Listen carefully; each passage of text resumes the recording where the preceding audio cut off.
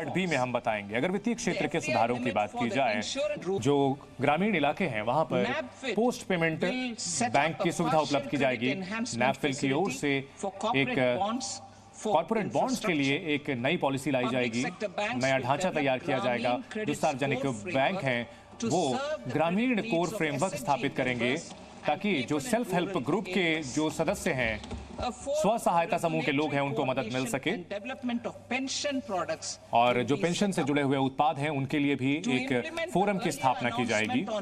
हमने पहले केवाईसी की जो व्यवस्था थी उसको सिंप्लीफाई यानी सरलीकृत करने की जो व्यवस्था की थी, एक नई रजिस्ट्री व्यवस्था की जाएगी और 2025 में ये लागू कर दिया जाएगा, शुरू कर दिया जाएगा। हम चाहते हैं कि पीरियोडिक अपडेट यानी समय समय पर अपडेट करने के लिए ये व्यवस्था लागू की जाए। हम चाहते हैं कि तेजी से मंजूरी मिल सके कंपनियों के मर्जर को, इसको भी तार्किक बनाया जाएगा। और हम चाहते हैं कि तेजी से मर्जर की प्रक्रिया हो सके और इसके लिए प्रक्रिया जो है वो सरल बनाई जाएगी। हमने अंतरिम बजट में जो प्रपोज किया था, हमने द्विपक्षीय निवेश के जो नियम थे, जो हमने ट्रीटी थी, वो लागू की है, ताकि हम चाहते हैं कि विदेशी निवेश टिकाऊ तरीके से और लगातार तरीके से आते रहे। वो भारत में पहले निवेश करें, विकास करें और बीआईटी को बेहतर किया जाएगा और निवेशकों के लिए वो बेहतर हो, फ्रेंडली हो, ये सुनिश्चित किया जाएगा।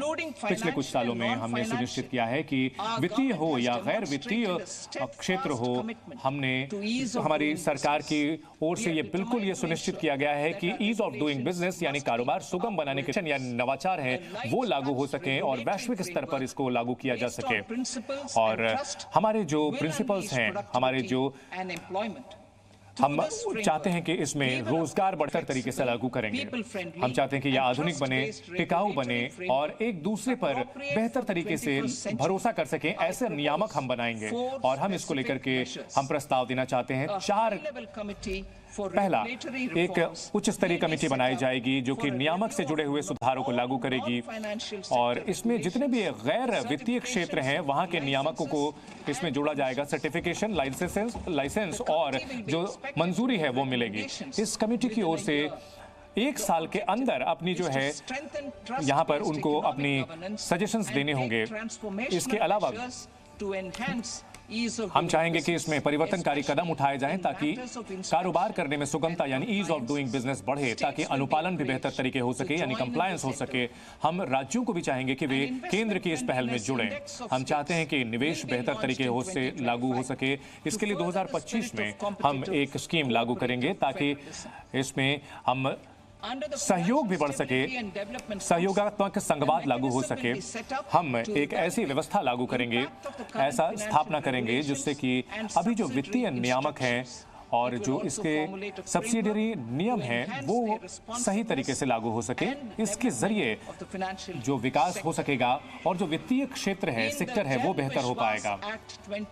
जन विश्वास कानून 2023 में 180 से ज्यादा जो कानूनी प्रावधान थे उनको डीक्रिमिनलाइज किया गया यानी अपराध के दायरे से बाहर किया गया। और अब हम जन विश्वास बिल 2.0 ला रहे हैं ताकि 100 से ज्यादा जो कानून है उनको हम अपराध के दायरे से बाहर कर रहे हैं। इसके अलावा हम आगे अब वित्तीय नीति की ओर आगे बढ़ रहे हैं। देखिए, हम वित्तीय जो मजबूती है उसकी ओर आगे बढ़ना चाहते हैं और हमारे प्रयास जो हैं वो राजकोषीय घाटे को कम करना चाहते हैं ताकि राज्य केंद्रीय सरकार की जो घाटा है वो बिल्कुल कम होता चला जाए, जीडीपी का कम होता चला जाए। अगले 6 साल के लिए रोड मैप हमने एफआरबीएम स्टेटमेंट में विस्तार से जानकारी दी है। हमने जो रिवाइज एस्टिमेट 2024-25 के लिए है वो हम आपको बता दें। जो कुल प्राप्तियां हैं जो कर्ज से अलग है 31.74 लाख करोड़ रुपए है।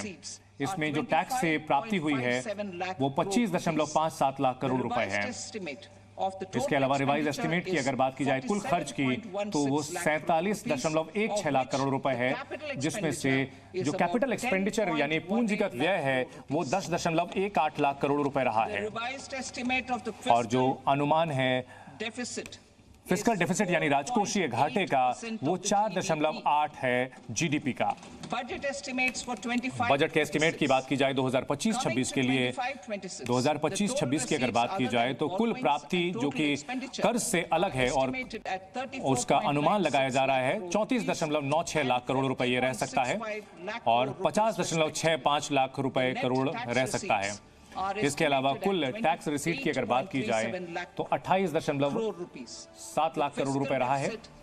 वहीं राजकोषीय घाटे की अगर बात की जाए तो 4.4% रहने की जीडीपी के इसकी उम्मीद है। और जो राजकोषीय घाटा है इसकी भरपाई करने के लिए कुल जो मार्केट से उधारी होगी वो 11.54 लाख करोड़ रुपए होगा और बाकी की जो कमी है उसको दूसरे सोर्सेस से पूरा किया जाएगा। मार्केट से 14 लाख करोड़ रुपए से ज्यादा लिया जाएगा। अब हम दूसरे पार्ट की ओर बढ़ते हैं।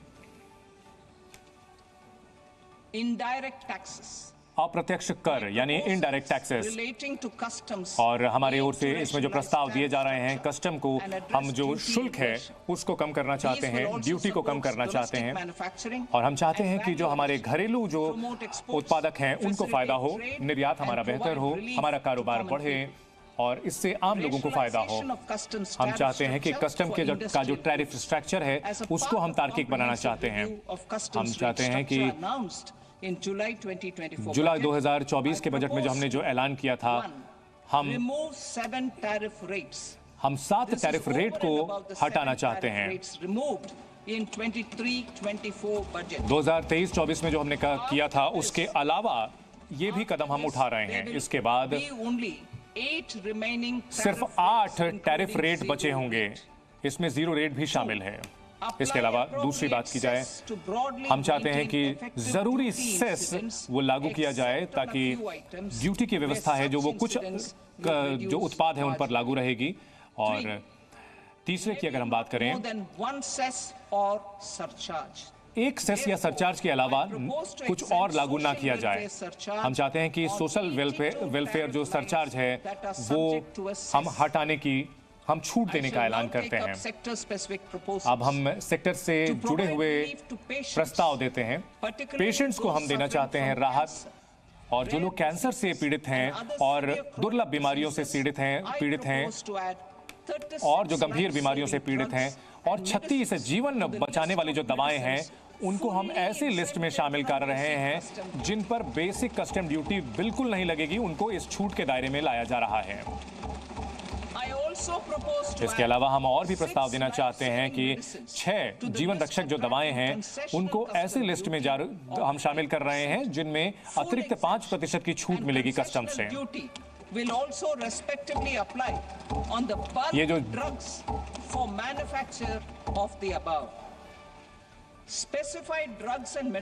और जो खास दवाएं होती हैं पेशेंट असिस्टेंट प्रोग्राम